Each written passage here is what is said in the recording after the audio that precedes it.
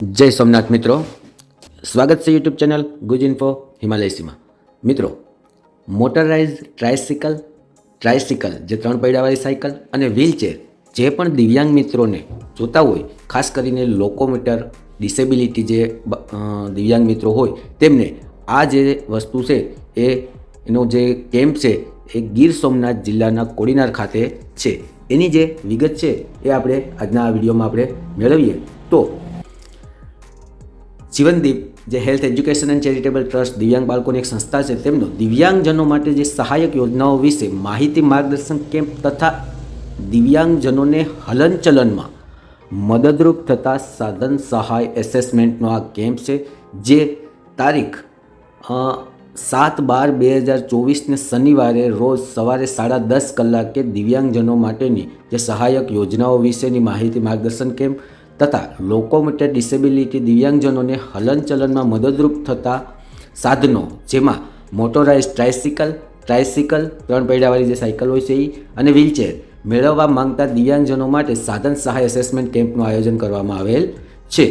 તો આ જે કેમ્પ છે એમાં દિવ્યાંગ વ્યક્તિએ હાજર રહેવું ફરજિયાત રહેશે. તજજ્ઞો દ્વારા એસેસમેન્ટ થયા પછી જ જે સાધનો તજજ્ઞો દ્વારા જણાવેલ હશે તે સાધન મળશે. અને કોડીનારની જે સંસ્થા છે ત્યાં જે આ એસેસમેન્ટ જ કરવામાં આવશે અને CRC અમદાવાદના તજજ્ઞ જે તારીખ આપે એ તારીખે જે તે વ્યક્તિએ પોતાની રીતે સંયુક્ત પ્રાદેશિક કેન્દ્ર અમદાવાદ ખાતે લેવા જવાનું રહેશે. એટલે કે જે પણ મિત્રોને આ પ્રમાણેની જે કોઈ સુવિધા જોતી હોય તો તેઓને ત્યાં હાજર રહેવું પડશે.